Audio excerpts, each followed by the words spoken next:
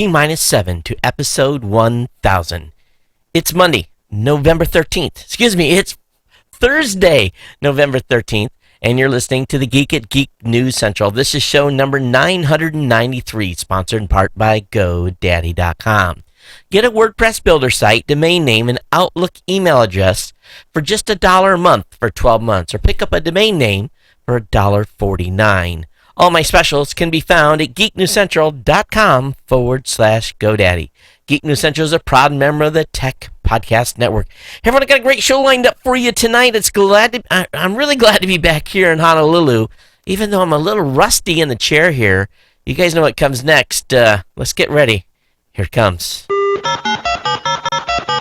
All right, people, I need a go, no-go for the Geek News Central podcast. Digital archive recorders. We're go fly. Microphone. We're go fly. Video feed. Go. Web browser. Go. RSS data stream aggregator. Go fly. Interflux Toddism suppressor. All right, I'm confused. Host readiness check. Welcome to the show. Welcome to the show. The Geek News Central podcast is a proud member of the Tech Podcast Network. If it's tech, it's here. All right, ladies and gentlemen, we are ready to go. Cue Todd in 5, Button, who's got the button? 4, There is no cause for alarm. 3, Everybody hold on to something. 2, Just press the button. 1. Showtime. Aloha and welcome to Geek News Central. Of course, my name is Todd Cochran, and I'm telling you, I'm absolutely psyched to be back here in Honolulu. Lots to share with you guys, lots to talk about. Of course, I've been gone for 2 shows. You guys, miss me. I got some emails from you. But I tell you, what a trip I've had here in the past 4 or 5 days. And we'll talk about that more as we get into the show. But for those of you that are brand new to the podcast, I want to give you a warm welcome. And I've just got a great tech show lined up for you tonight. We're going to take care of some administrative and personal stuff here at the very beginning. But then we're going to get right into the tech content. Of course, I want to make sure that you know where to go to get subscribed to the show. All you got to do is go over to geeknewscentral.com, and you're going to find the link there right on the website to be able to subscribe via iTunes, or if you're using Android device, you're going to want to pick up a podcast application. Beyond Pod's the one I recommend, and you can subscribe to the podcast via the orange RSS feed. It's right there in the second column of the website. Definitely get subscribed to the show either 2 ways, via the iTunes or again by RSS. There's also more subscription options on the page. And we also, I found out we've had a little problem with the newsletter link. And so I want you to be aware that instead of trying to use a widget, I've got it real set up easy here where you just click to subscribe. It'll take you to the Google Groups page and get you all set up fine. I just looked over here to the right, and lo and behold, the audio server shut down. So that's not necessarily a good sign to start off the show with. And I guess I'll be recovering the podcast tonight via the video recording. Wow! When I was away for about a week, a time before, this machine did the same thing, so I'm wondering, that's all we don't need, is another computer to die here at the studio at all. But I looked over here and the screen went black, and I'm like, that's not good, but it's okay. I've got about 3 different ways to record this thing, so we'll be able to extrapolate the audio from it, no problem. But let's just hope nothing else dies here as I'm looking around the studio. So let me just get back to really, get connected with the show subscribe via iTunes, RSS, get hooked up with the newsletter. Really, that's a good way to stay in touch. And of course, you can email me here directly at the show at geeknews@gmail.com, or you can reach out on Twitter at geeknews. Follow me on Facebook, Google+, all those places. That's all up on the website. You'll find the easy links there to get there. So, of course, the show is also available on the Tech Podcast channel on the Roku, Google TV. You can kick back and watch me on those devices. Of course, Chromecast, or if you have an Apple TV as well, you can watch the show there. Watch or listen, depending on which way you want to do it. So There's about 25 different ways to slice, dice, and listen to the show, so you should never miss a single episode. Well, I do want to take just a second, and we haven't been here since I received my reporting from my GoDaddy, basically the person that's in charge of providing me with new GoDaddy deals and all that. And we had a huge month in October. Generally, we average maybe between 75 and 160, 170 new GoDaddy customers per month. Now, we've been well over 100 for many months, which is good. It's really important. And these are brand new customers that have used one of my promo codes from the show to pick up a GoDaddy product or service. Well, 435 of you became GoDaddy customers in October. That is an incredible number. I'm gonna flat out say it. I don't remember a month in any recent years where we had 435. Now, in the very early days, those were the kind of numbers we were seeing. But 435 of you picked up a GoDaddy product here over the past in the month of October, and that was extraordinary.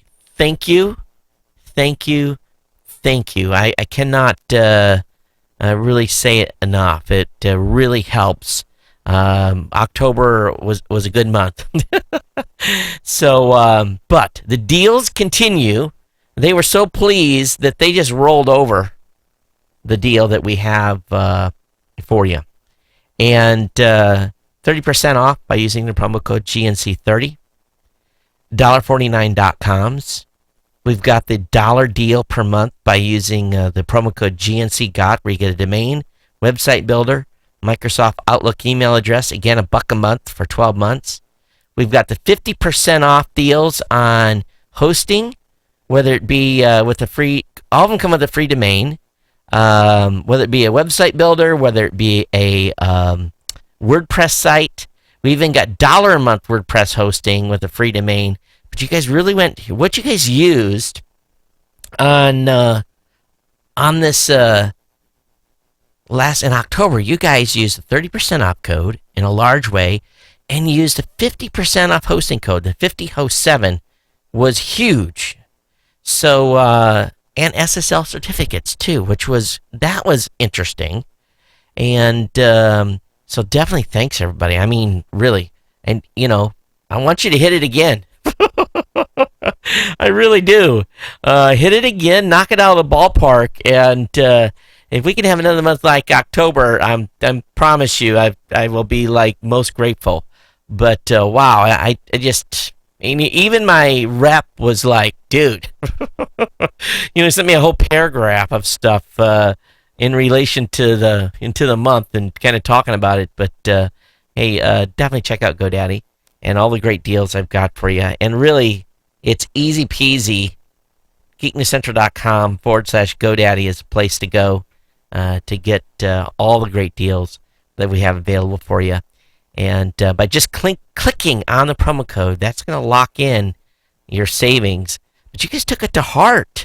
Took my advice to heart when it came to really getting connected and being able to do some cool stuff with GoDaddy. All right, so let's go ahead and move into, I got a couple of cool things to share. First of all, on December 6th, my wife and I have made the decision. On December 6th, 32 Solar World solar panels are going to be put on my roof. We're putting in a 9.1 kilowatt system. The down payment I made was $17,000. I have a remaining balance of about $15,000 to pay when they install it. I am going to go to the bank and get some money to pay the remainder, and but we will be come about December 6th. zero electricity bill here at Geek News Central, and I am like totally jazzed to be able to stick it to the man and be able to be nearly off the grid. Well, at least be the sun will be zero me out, and I cannot wait. I really can't.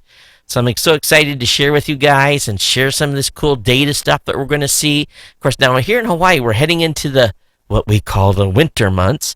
So it may not produce at the full capacity that it is designed to, but it's, they do it on a bell curve, and basically in the summer months, you make up the stuff that you haven't done in what we call the winter here in Hawaii, which is really not a winter, but it's more cloudy days. So, but the main thing is at the end of the year to be 0-0 with electric company, and that's the goal. And if they've got it designed right, that's what will happen if our usage stays about the same. And so we're planning for current usage. We're not planning for any growth, so we're having to be careful with that. So we're going to still have to continue to be good stewards. And we're paying 37 cents a kilowatt here. So, my $400 to $440 electricity bill every month, as compared to maybe what many of you pay in the mainland to lower 48 would be like $90. That's my kind of equivalent electricity bill to what most of you pay that live within the United States, except for Alaska and here in Hawaii. But so we've made the deal, plan to do that. So that's big, big investment. Of course, we get some tax credits. I almost get about $15K in tax credits. So overall, the system out of pocket will be about 17. My out of pocket cost will probably be about 17,000, and then so you figure just about a 3.5 to 4 year payback is what the to be 0-0 with where we're at now and what I would have paid over the years, and plus it raises the value of the house and all that stuff. So I'm just really stoked. I really am. And the tax credits may bring in a little bit more, but main thing here is that I'm going to be 0-0 when it comes to the electricity, and I guess for better words, doing good things for the environment and primarily my pocketbook. Huge upfront expense, but it drove me nuts seeing that $450 electricity bill month after month after month after month. So I'll let you guys how it goes with the install, of course, as we get close to that. Flew out to Michigan last Thursday, got it in, and Friday morning, flew into Chicago, drove out to my mom's place. Took me about 3 hours to get out there. And then spent Friday, Saturday, Sunday, Monday with the family, and had a little get-together with friends on Saturday. Everything went great there. And then, of course, I drove back Tuesday morning, drove into Chicago, got on the plane, and came home. On the United flight on the way back, I had internet, so I actually worked for about 5 hours, which was cool. $16.95 for a 9-hour flight, which it was a little pricey, but I hadn't been able to get a lot of work done when I was at home, so I was really able to kind of catch up with things. And but overall, I had a great time visiting with family and got to see what was going on there, and it really was a worthwhile trip, even though it was a quick down and back. While I was there, our Barry, my CFO and legal officer at Raw Voice, had received my iPhone 6 Plus, and I said, well, just FedEx it to my sister's place. So while I was in Michigan, actually when I got there, my iPhone 6 Plus was waiting for me. And I'm going to tell you, I've had a bunch of people say, oh, that thing is huge. I love this phone. And of course, I'm getting it close to the microphone, so it's tap, tap, tapping. But I got a nice case for it. From the folks at Spigen. I think I got this on Amazon, $24 or something like that. But this phone, folks, I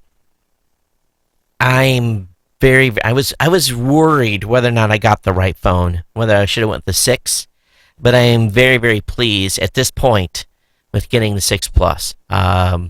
It's a nice phone, and battery life to die for. Went a full 10 hours with my mom, with no extra battery pack. Was surfing the net, checking email, doing stuff on Monday, and I got back to her house at about 5 o'clock in the afternoon, having left about 5 o'clock in the morning with her, and 22% still left on the device after essentially 12 hours out and about. So incredible battery life on the phone. So we'll see how long that lasts before the battery starts dying. But other than that, that was pretty much what was going on here.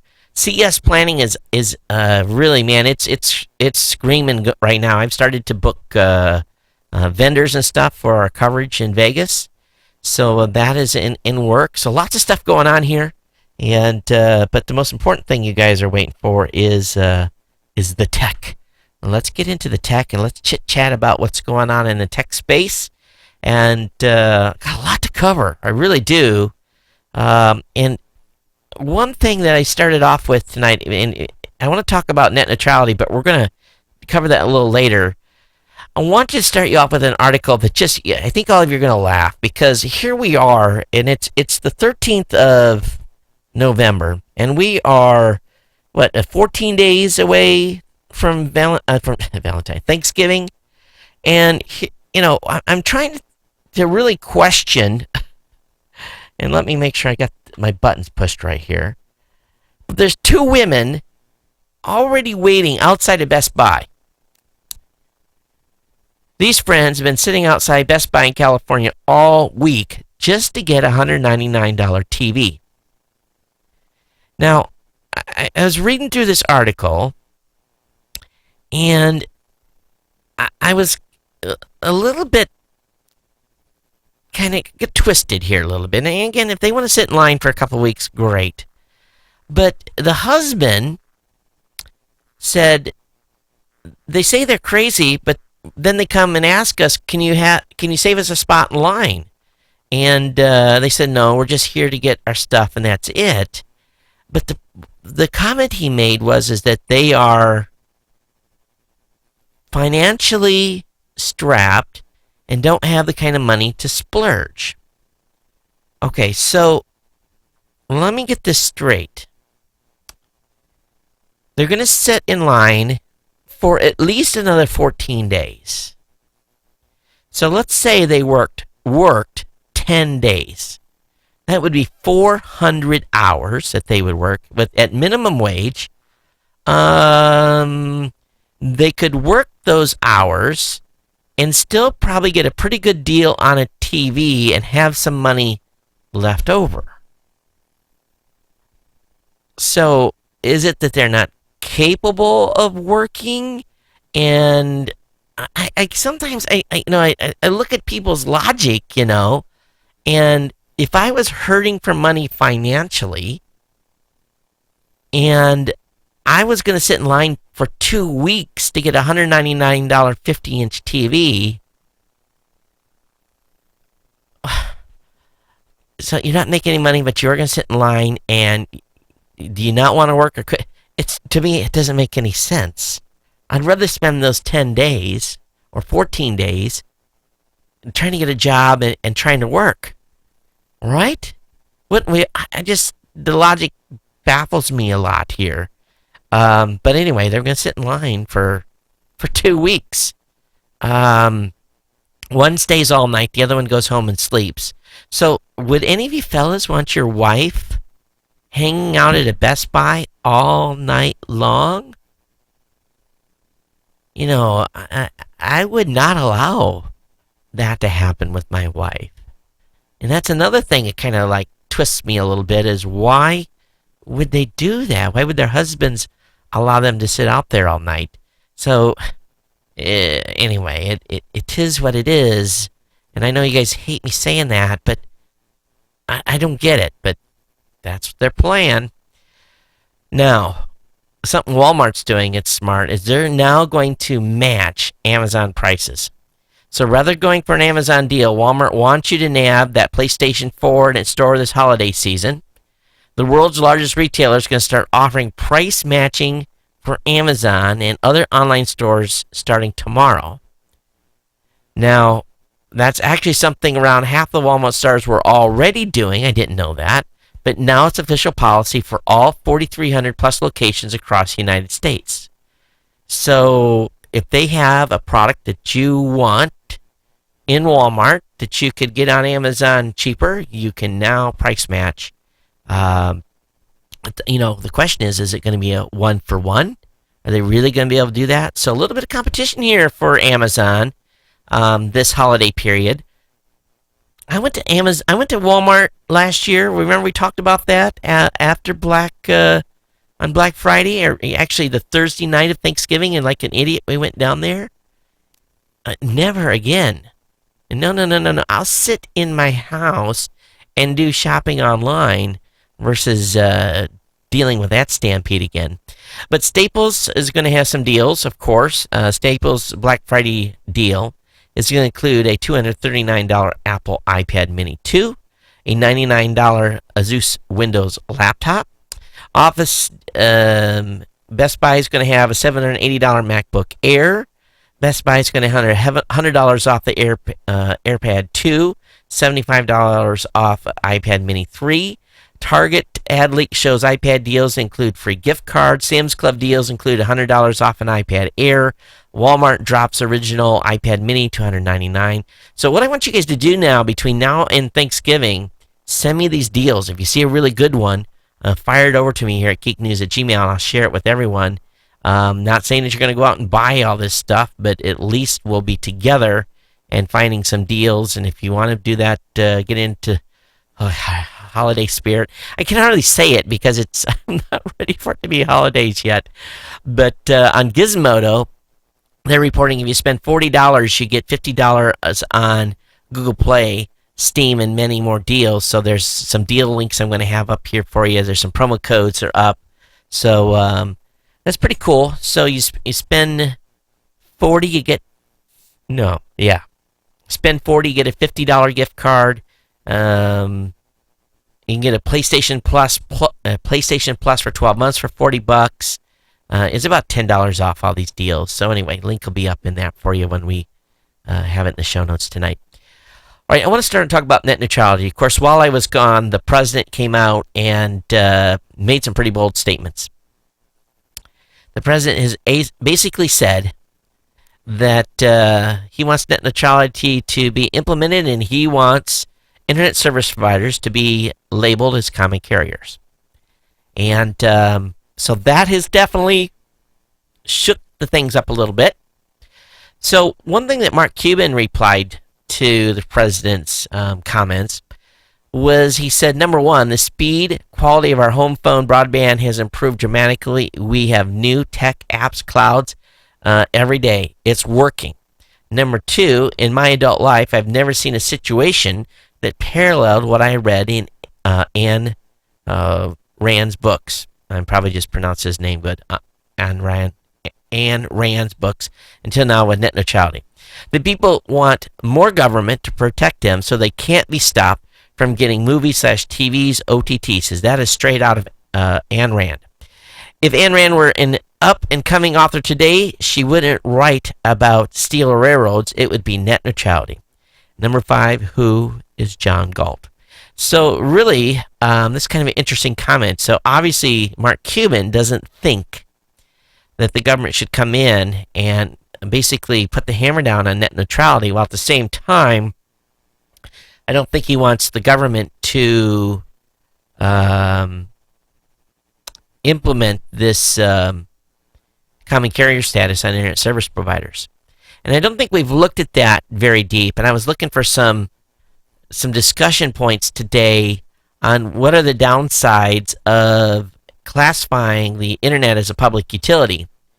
You know, we've all been talking about neutrality, and of course the president's coming out and wants internet service providers to be labeled as a common carrier, and we all think that might, or some of us think that might be a silver bullet. I don't know if I'm convinced. I've kind of went back and forth. So what are the drawbacks? Now, I think what it will do is it's going to cement the monopolies that already exist. It may fix our immediate problems with new regulations, but couldn't this lack of competition be detrimental to growth?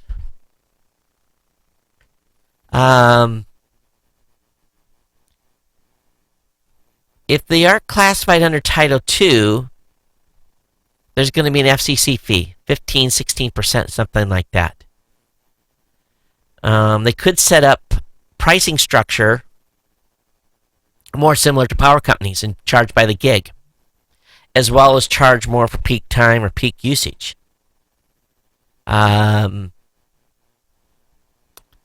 So there's some ways to really look at this here, and but it could be used to force private companies to give up control to the federal government during a national emergency as well, because they have to serve the public, right? Now, this could happen irregardless of the... I'm sorry I used that word. This could happen regardless of the government having classified them as Title II. So I'm digging around for stuff today, and really the people are thinking the common collective wisdom that everyone's saying is they think that they're going to go after this per gig charge. And so there's a lot of implications here. Now, if you think about how the old landline phone company AT&T used to be a utility, and when they were broken up because they had too much power. And that's when we got some really fierce competition in long distance. I was involved in those days. They broke up AT&T, and basically, in back before AT&T was broken up, that was your long distance carrier. And when they broke up AT&T and made them into different bells, AT&T was still a long-distance carrier choice, but you also had MCI and Sprint.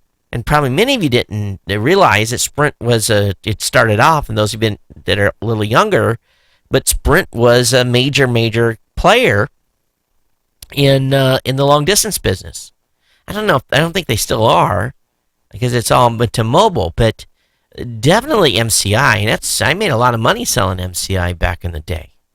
And, it was a couple of really good years. And, for the time frame, I think that was, if I think back, it was, oh boy, it'd have been 84, 87, 88, probably 88 to maybe 90 or 91, late 1990. So there was a couple of year period there.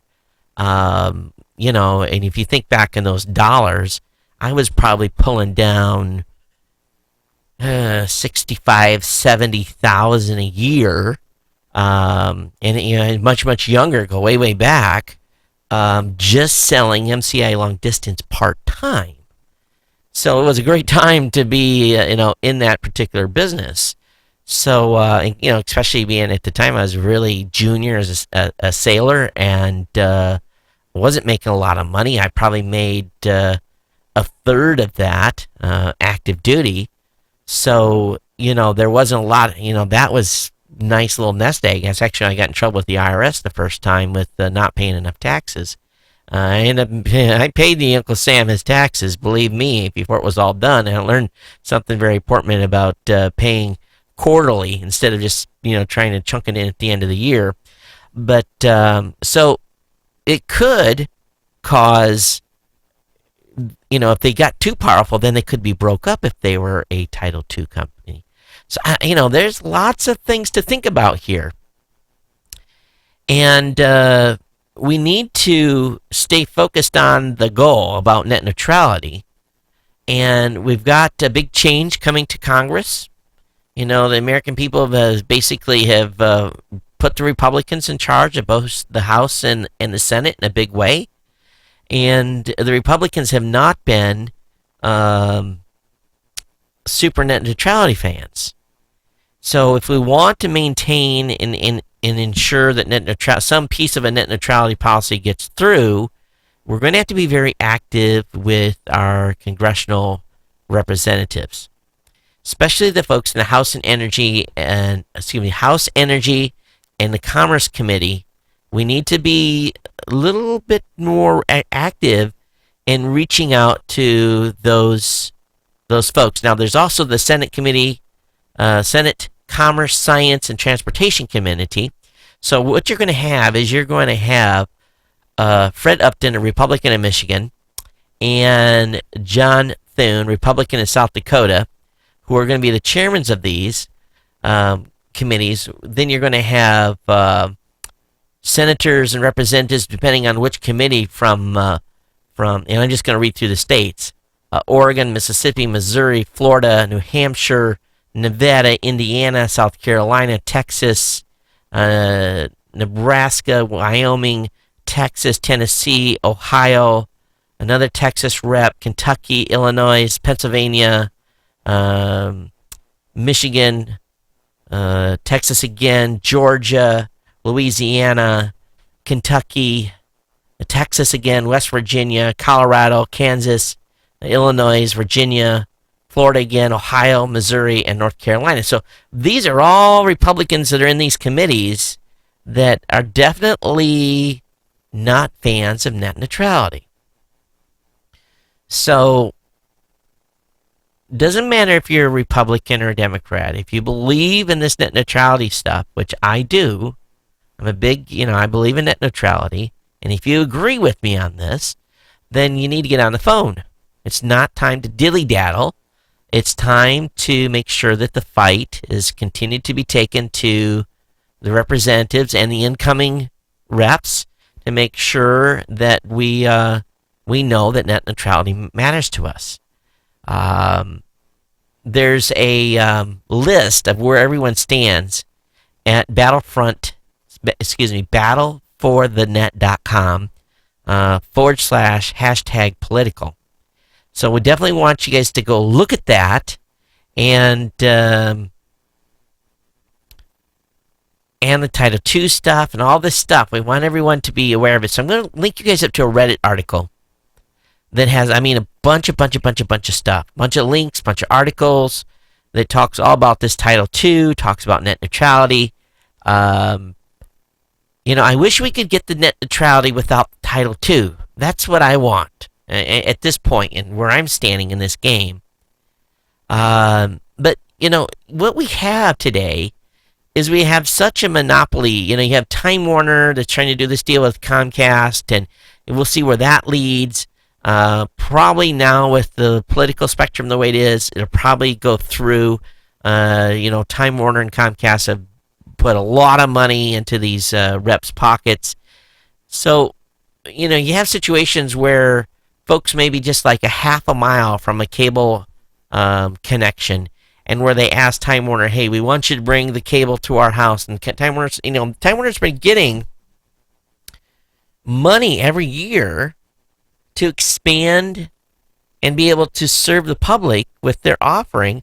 But, they'll come up and tell a family, you got to give us $20,000 to trench in the new cable to your house. To run a coax a third of a mile. Doesn't seem like a long ways. And if you see some of depending on what they have to go through and clearances and road crossings and all that. But, when you're looking at $20,000 to run a coax, I'll bury a cable for $20,000. Let's be honest. Let me get a shovel out there, a third of a mile. That's not that too far to dig. But obviously it's got to be a certain amount of depth and everything. But until we have some sort of accountability for these folks, like my mom, she's in the country. They're on a HughesNet satellite, and they also have a wireless connection. So they have two in order to have enough bandwidth to do what they wanted to do. And it's, as I told my mom, I said, I'm sorry, I don't, they're used to it, but I was just like, oh my God, this is slow. Used to, getting things done, and, productivity is lost in the folks that are fighting to get fast bandwidth. and it doesn't go. It continues to go on. You know, you got a group of townships and so forth across the country that are battling Verizon. One is in Cumberland County. I don't know where's that. Where is this actually at? Is this in? I think this is in New Jersey. This particular community is trying to get Verizon is in charge of the copper that's still on the ground to keep that infrastructure maintained. Well, at the same time, they want them to bring in high-speed connection, and they won't. So there's this big battle going on, and they're saying, why not? And I don't know what the population density is, but Verizon is basically saying that this particular township is crying wolf because they're using the copper wire infrastructure issues as a complaint because they didn't get FiOS. So, but it's these communities want this stuff and they're just not being served. At the same time, internet service providers, and if we switch gears here a little bit, there's some folks, and I've heard about the Cricket. Have you guys heard about Cricket? They are a mobile provider, and they're a subsidiary of AT&T. And Cricket has been preventing the users of their service from doing encrypted email, and it's called Start TLS is the name of the encryption folks have been trying to use with Cricket, and Cricket is not allowing, in its particular protocol that happens, that can be forced during the actual transfer of the email to the provider that takes it and forwards it on.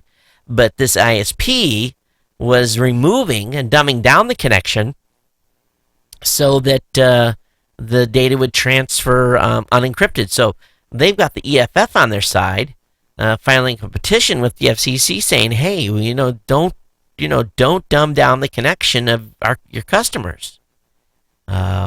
This is big, when you have a company, when you're trying to use the internet the way you want to use it, and if you want to use encryption, that's fine, but then you try to do this handshake with the provider that's ready to do a secure transfer, and the internet service provider says, no, and kicks it down and forces it to go to a lower protocol where it goes, encrypted free. That's not a good way to take care of your customers. So,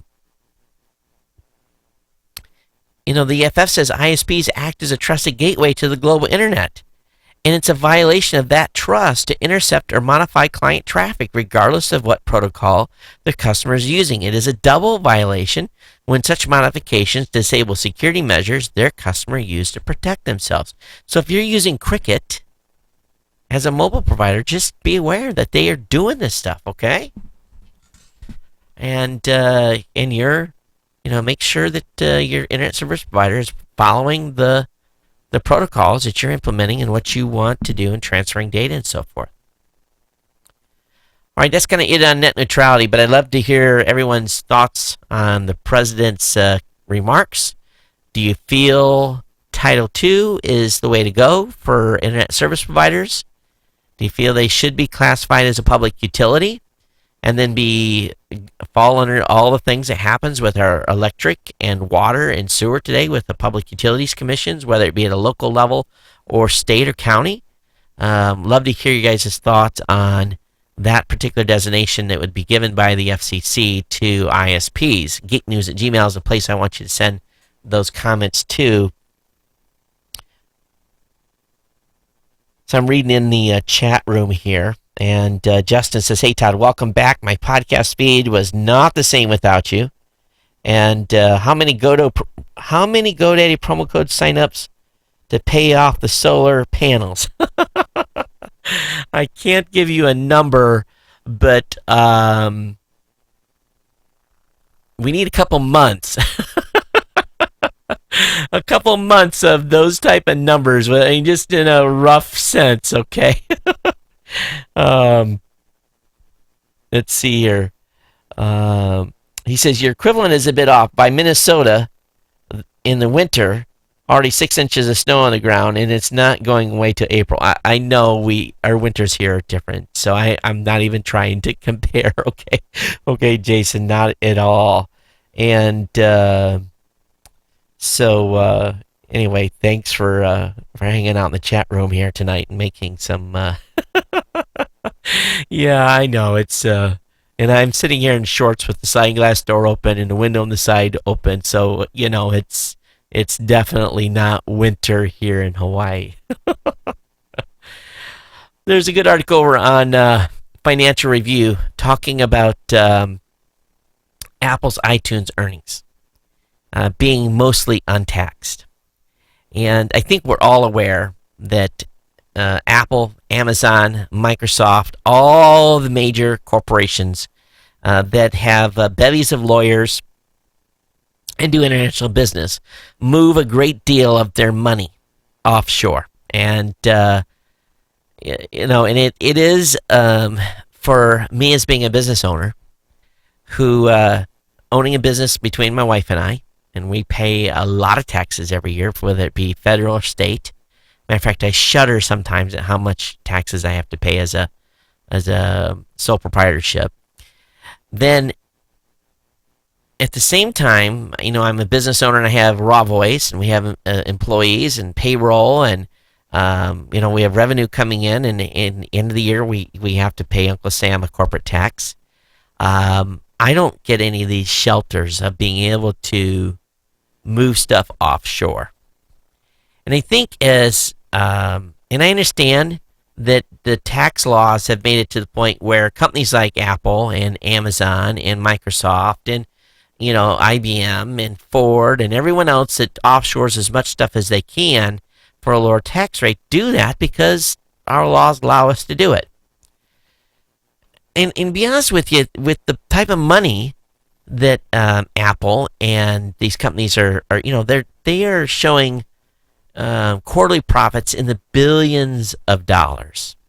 And I'm all about companies making money. I feel that it's part of our vital economy to do that.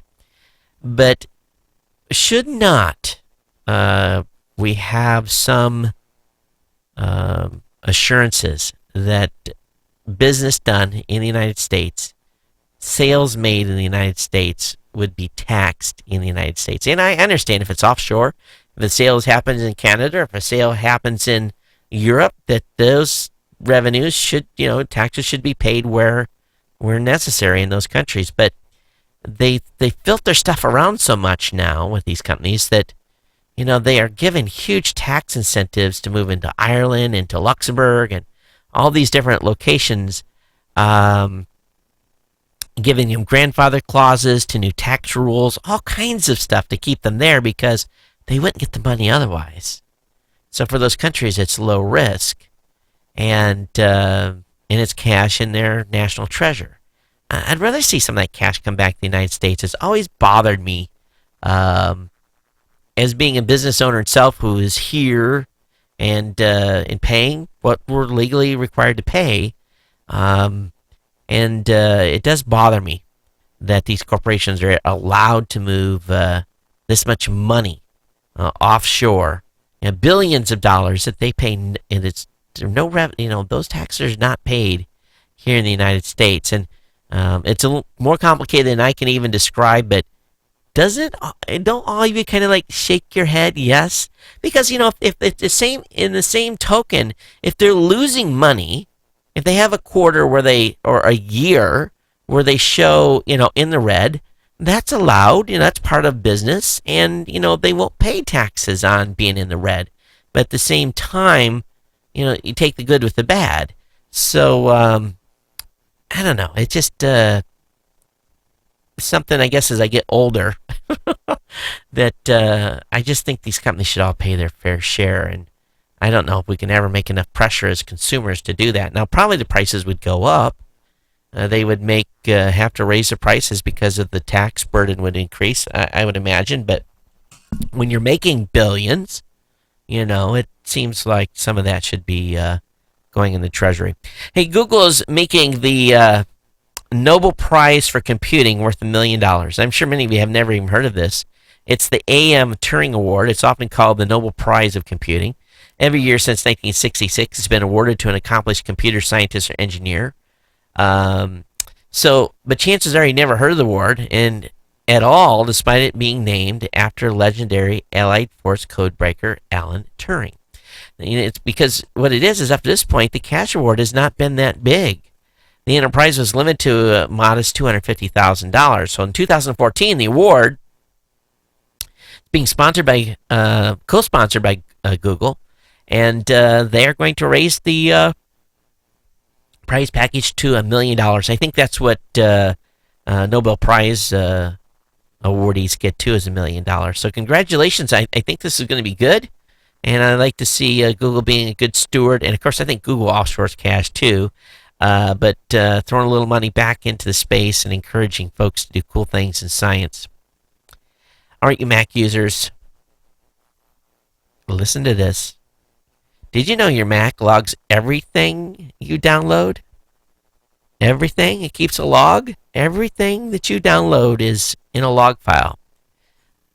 I didn't know that. Well, you too, there is a way to get that data cleared. So there's an instruction piece on lifehacker.com that I'll share with you on how you can clear the download log that Apple keeps on everything that you do. Update on the Virgin Galactic pilot who was able to give a first account of Spaceship Two destruction. The pilot has told the NTSB that he is unaware that the co-pilot had unlocked the ship's feathering system, and thus it remains unexplained why Spaceship Two co-pilot began the process and why the wings ultimately deployed. He said that when the ship broke apart, he was pulled out of the aircraft in altitude 50,000 feet, where the air was thin and the temperature was around minus 70 degrees Fahrenheit, nearly minus 57 degrees Celsius. Wind reportedly would have battered his body, and he became unconscious within seconds. Now, Air Force pilots generally wear pressurized suits at that altitude, but this co-pilot team was not doing that. He says that his last memory before passing out was realizing that the water on his tongue was boiling. And I didn't know that happened at 50,000 feet. But anyway, I'm sure we'll hear more about Spaceship Two as the NTSB comes up with a ruling. Warren Buffett has bought Duracell for $6.4 billion.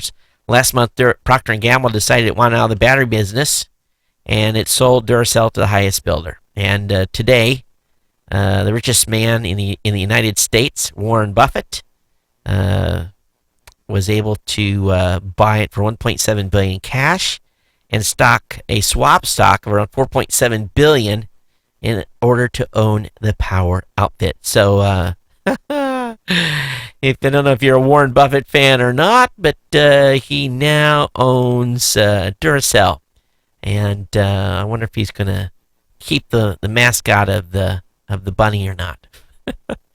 Hackers have been exploiting NFC phone payment technology. Several bugs in near-field communication payment systems have been found by security experts.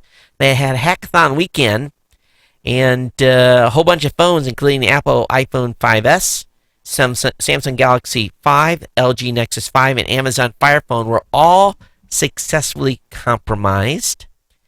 So a prize pool of $425,000 was available to those who managed to get access to a handset's innards via a bug they found. Entrants also were given a slice of that cash by taking less than 30 seconds to carry out an attack via a previously unknown vulnerability. So 8 separate devices, including, again, the Apple iPhone, BlackBerry, Z30, Amazon Fire Phone, and Google Nexus 7 were targets. And so, anyway, they've sent the exploits to the makers of the handsets so that bugs can be patched and fixed. So it should not come as a surprise at all. What should come as a surprise is Microsoft patched a 19-year-old Windows bug. The flaw, which was uncovered by IBM researchers in May and patched by Microsoft this past Patch Tuesday, has affected every version of Microsoft Desktop OS since Windows 95. So make sure that you've updated all your machines with the latest patches now that it's out. It probably would be easier to exploit.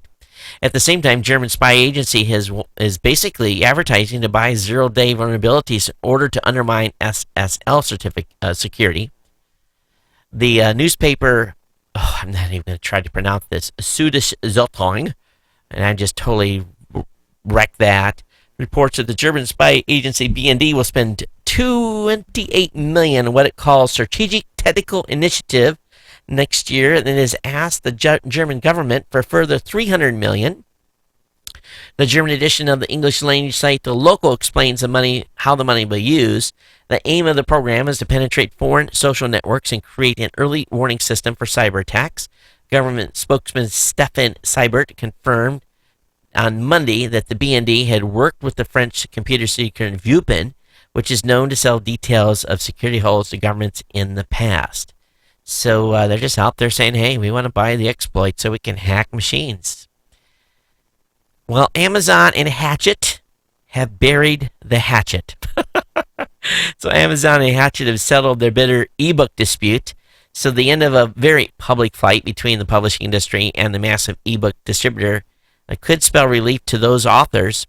And what's very interesting here, that neither company disclosed the terms of their deal, but both companies confirmed in a joint statement that Hatchet now has the right to set the price of its ebooks. The deal takes effect next year when the two companies are set to resume normal relations. So this is big. So Hatchet got its way here, it appears. I don't know what other kind of response is going to happen, but Amazon's been selling books at $9.99, and Hatchet wanted ranges from $12.99 to $14.99. I think it's going to ultimately bite them in the butt because all of us are buying digital books, don't want to spend the same kind of money that we would pay for a hardcover or even a softcover book. So we will see where this leads as time goes on. Hey, if you got comments on tonight's show, we definitely want to hear from you at Geek News on Twitter. geeknews@gmail.com is the email address here at the show. Of course, you can contact the show as well via, if you want to leave a voice comment, there's a link on the website to be able to do that. So please feel free to do that. Those of you that are using Mozilla or aka Firefox, you might start seeing ads now that are being plunked into the, it's in the tiles. When you first open up the browser, you know how you have the tiles, unless you, or you add a tab. So one of the first ones that people are seeing is stuff from CVS Health. So this is all available in Firefox 33.1. It's a special 10th anniversary edition, which was released on Monday. So Mozilla trying to raise a little bit of cash here. Also, there's a new device that you can stick it in your ear to lose weight. Yes, it's a device called BitBite. It's a wearable health coach that you stick in your ear to help improve your eating habits. And it basically counts the number of bites, the number of chews, how much you've consumed, and it actually is able to give you a calorie count. A little bit weird. You can even talk to BitBite via the mic to tell you what you're eating, which lets the product access your habits and coach you in real time. For example, BitBite can tell you to put the donut down, dude, and opt for a piece of fruit instead. And it can remind you to slow your chewing down so you become more mindful of your body's cues and stop eating when you're feeling full. So they're doing a crowdfunding on this, and they've raised already $27,000 of its $60,000 goal. And the initial price for a BitBite will be $109. I don't think I want anything in my ear telling me to chew slower, eat slower, don't eat that. That's what my mom used to do when I'm a kid, and I'm not having some device talk to me like it's my mom when I was a kid. It's not going to happen. Would you guys wear something in your ear that told you to chew slower? Come on. It's It's a little bit on the verge of ridiculousness. I don't get it. All right. News from Microsoft. All Lumia Windows Phone 8 devices will upgrade to Windows 10. So that's good news for all of you that have Lumia devices, specifically the Phone 8 version. Also, if you are an owner of an iPhone or iPad, SanDisk has got a pretty cool device out. I think we've maybe even talked about this before, but it's called the iExpand flash drive. And you can offload stuff from your iPhone and iPad. It might be a good Christmas stocking stuffer here. 16 gig is $59, 32 gig is $79, 64 gig is $119. You can automatically copy the content of your camera roll folder to the drive, thus helping you free up storage. My wife needs this big time because we're always having to sync and pull stuff off, but just make it real easy for us. I think this is going to be in a Santa, the Santa stocking. Hey, the U.S. government has issued an alert about iOS called the mask attack.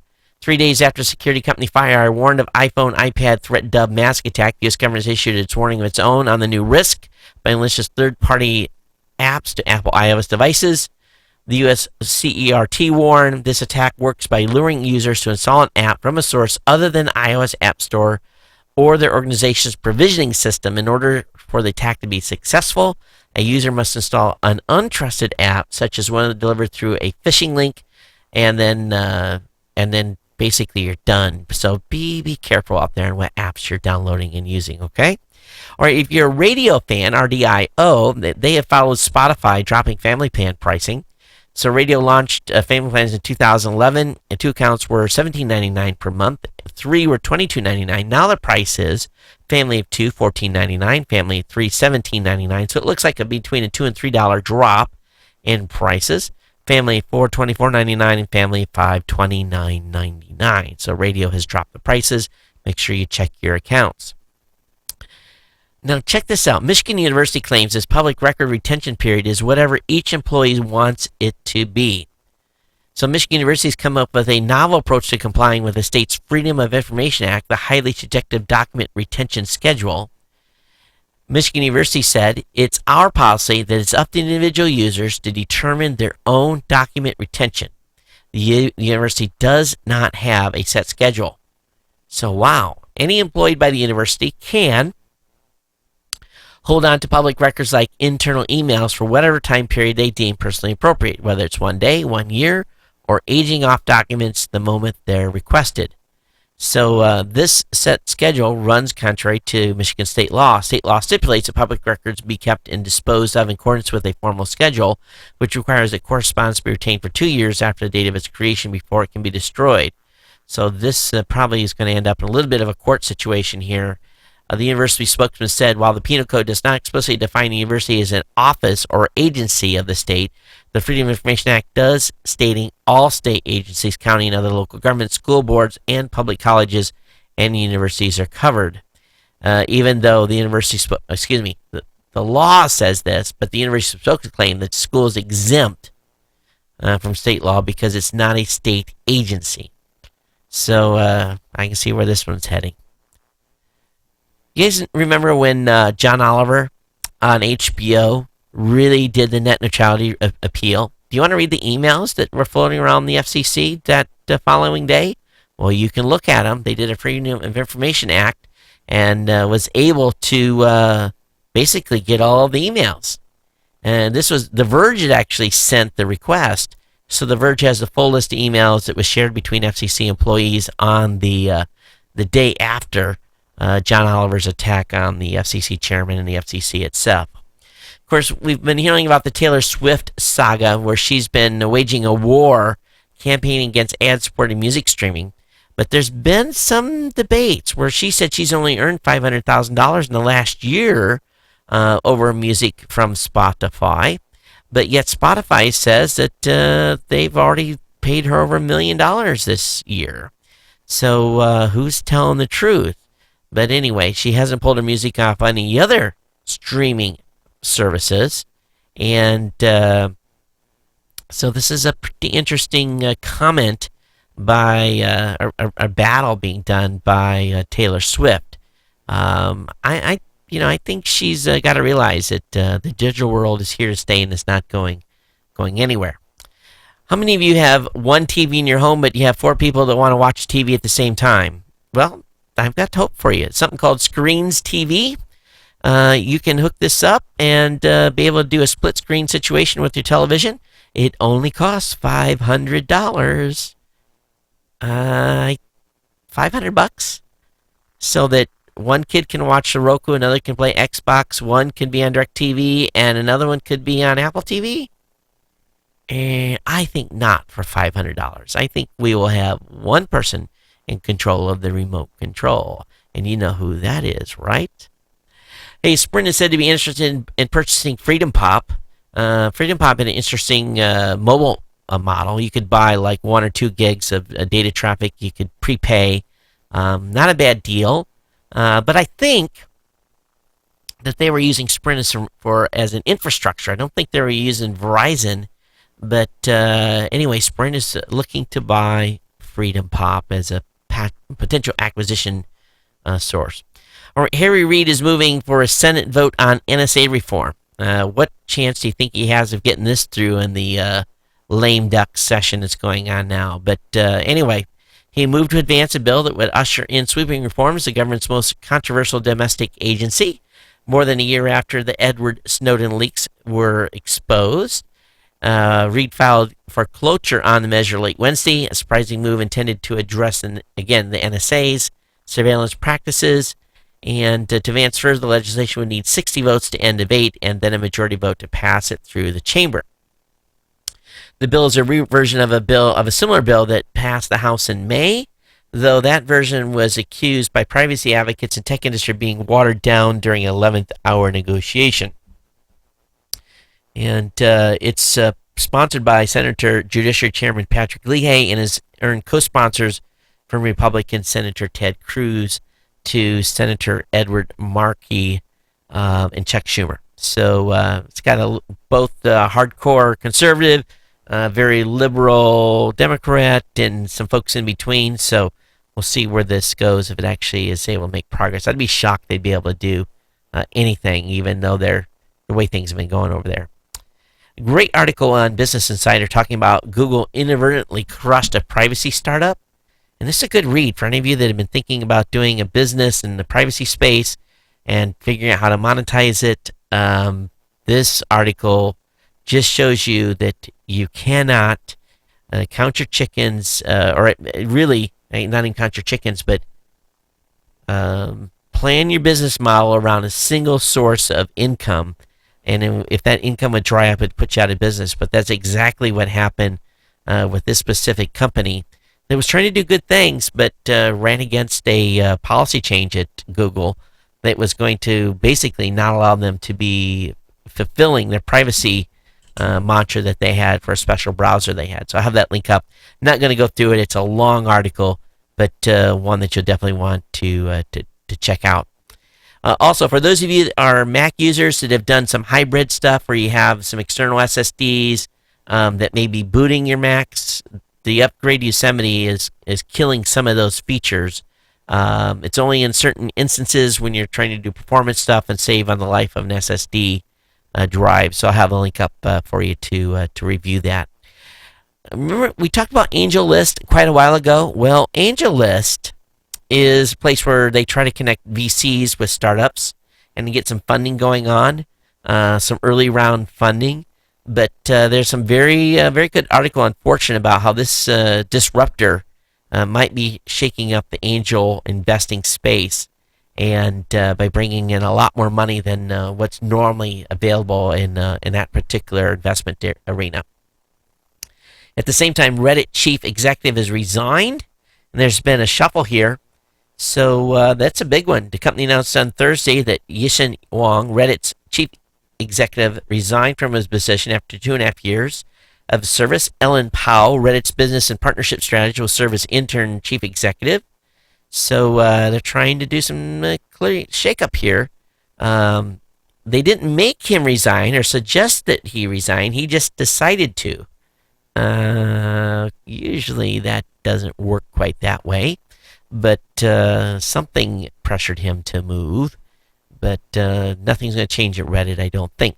Hey, the folks at Lyft they've launched a new program called Employee Perk.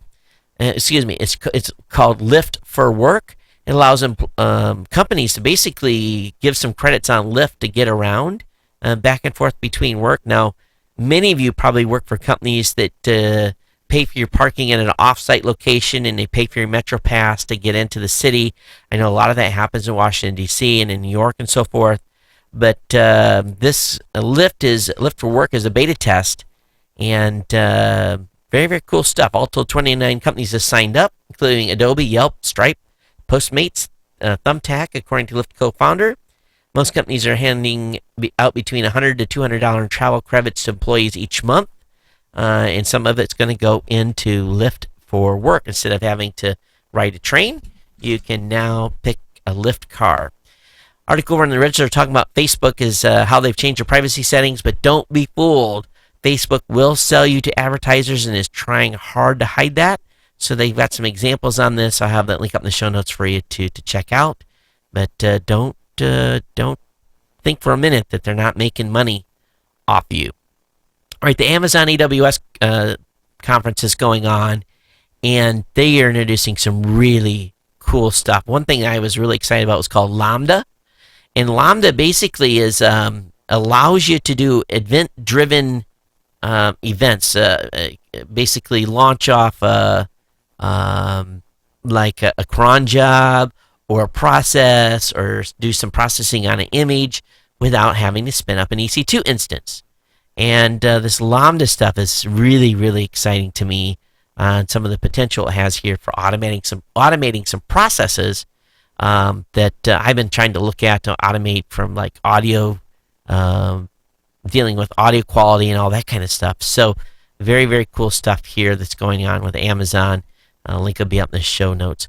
How many of you have had a water bottle that it just drove you crazy because you couldn't clean it real well? Well, there's a new square filtering water bottle that you can clean easily from both ends. It's called Clean Bottle. And it's square, and you can get in both sides of it. This thing's fantastic. This is in a Kickstarter as well. It's called the Square 2.0 bottle, but just love it that they are able to filter and then be able to change out basically take the bottom off and clean the bottle up. It's always drives me nuts when I can't get a bottle totally clean. You have to just stick the soap in and shake it, because the little scrubber you got, maybe it's wore out or something like that. Also, another thing that Amazon announced at AWS conference, but I don't fully understand, it's called Docker. Those of you out there that are devs will fully understand this. I'm kind of trying to wrap my brain around it, but it's almost like being to modularize certain processes. The cloud stuff is getting crazy. It really, really is. And final two articles tonight. American cell phones targeted in a program where they had, according to this article in the Wall Street Journal, devices on planes that mimic cell phone towers used to target criminals, but also sift through thousands of other phones. And it's something that the U.S. Marshal Service was doing. So I'll have that link up in the show notes you guys can check out.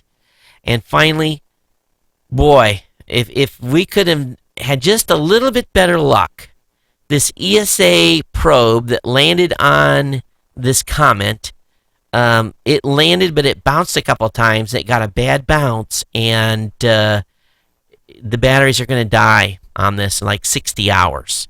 They're only getting about a 12% charge from the solar panels, and the position it's in a shadow, and one of the legs looks to be off the edge, so they're not going to be able to do some drilling. They're trying to figure out what they're going to do. The harpoon, apparently, that was supposed to work didn't work.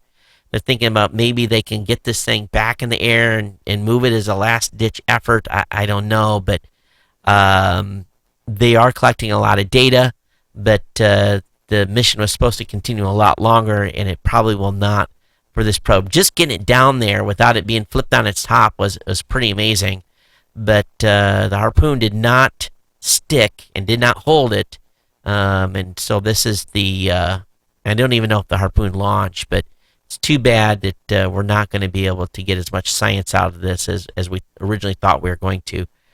All right, that wraps me up for regular content tonight. Let me go ahead and load the email, and we'll get through that, and we'll get everybody out of here. Would you believe I got a proposal to write yet tonight?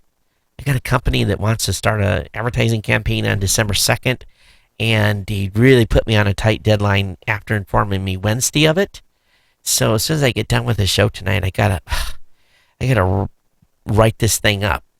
Okay, so let me see. Our last show that we had was, on the 3rd. So let me back up here. Not that much email. So I got an email from Dino. He said, "Hey, Todd, I'm several shows behind, but I'm catching up. First, congrats on 10 years of podcasting.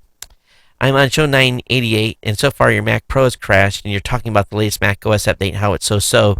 Your iPhone camera isn't working, and you're working on your 6 Plus. Oh, did you know after I replaced my battery on my iPhone 5, the camera started working? So, anyway, the title of your show is Device Cycle Burnout, and recently a listener left the show because of a comment you made about the iPhone 6 performance versus Androids. First of all, I recall hearing at some point that somehow the majority of GNC listeners are on iOS. How is that even possible? Honestly, I don't know. Android is notoriously the OS of choice of geeks, and there's no debate as to why. This is Geek News Central, right? I owned several iPhones before Android really came along. For average consumer, it's a great, easy product for any geek. However, it's usually a nightmare. I fully understand the perks of each, so ignorance is not a factor here. I'm not what you call a pretty passionate Android fan. Needless to say, I was pretty disappointed hearing you were sticking with iOS. It goes way beyond iOS or Apple products, but the company behind it, I for one agree the Android audience definitely needs to grow here. Why it hasn't a good question. I have to believe it has something to do with reach. And yeah, I think that's exactly it, Dino. And I think I read that email already as well. Of course, Dino sent me another email saying that Apple may have a huge iPhone 6 Plus recall on its hands. That could be the case. We'll see what goes on there. Of course, they've had some memory issues apparently. I got an email from Larry. Say, "Hey Todd, this is my first email, longtime listener. I was thinking during the discussion of the Virgin Galactic crash, without question, if I had $250,000 that I could allocate to going to space, I would. If you think about it, yeah, we've lost 2 space shuttles. We've also lost a few commercial airplanes since we lost the space shuttle. That does not stop people from flying. I don't want to push my end, but you take a risk when you drive or fly. I had a friend pass away a few years ago taking a nap on a Saturday afternoon in bed. I kind of look at it, when your number's up, you're done. Just a thought, Larry G." Larry, you're right, man. When that road marker comes up, you are not going past it. It's like the Reaper's there waiting for you, and you're not crossing. Very, very true. I got an email from Terry in South Dakota. It says, "Todd, I just finished a book on a Kindle, Atomic Accidents: A History of Nuclear Meltdowns from the Ozark a history of nuclear meltdowns from the Ozark Mountains to Fukushima by James McAfee. You may find it interesting for several reasons, like why the 12-megawatt submarine reactor can't be safely scaled up to commercial use, how many A-bombs have been lost, and of course the Fukushima event and many more. Lots of details, drawings, and photos. Terry in South Dakota.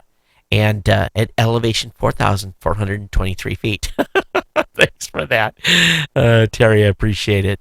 And I think you got some snow, yeah? Cold there right now, and you're hearing me complain about the winter in Hawaii. I got an email from Jim. He says, "Well, this is creepy and sort of cool at the same time. And I have to admit, he sent me a link to listen to the comet's eerie song captured by the Rosetta spacecraft. And it's got scientists a little baffled, folks. Now, Tim, you sent me a whole bunch of stuff from Facebook. And I'm just going to link it up in the show notes. Thank you for your stuff that you've sent over. And I didn't get everything transferred over before the show tonight. But everyone, thanks for being here. I appreciate you being back. We'll be back in a full swing next week. 2 regular shows on our march to 1,000. If the show has been giving you added value tonight, we definitely appreciate it if you become an insider. geeknewscentral.com/insider. And we'll be thanking all our folks have been basically coming in and supporting the show, part of our GNC 1000 march to show 1000. And onwards, upwards, and onward as we get to show 1000 here within the next month. So exciting stuff to come, and still jet lagging a little bit tonight, folks. So I'm going to bounce out of here before I get too crazy, and I'm going to see what's up with my audio recorder that died. That just sucks so bad. I mean, it sucks so bad, I don't even want to deal with it right now. But a little longer to process the show tonight. That's how the cookie monster crumbles sometimes. But everyone take care. We'll see you next time. geeknews@gmail.com. And thanks for being here. Thanks for supporting our sponsor, GoDay. Thank you for October. Thank you, thank you, thank you. Let's do it again in November. Let's do it again in December. And yeah, it would be big. Everyone, thanks. And we'll see you next time. Everyone, take care. We'll see you. Aloha.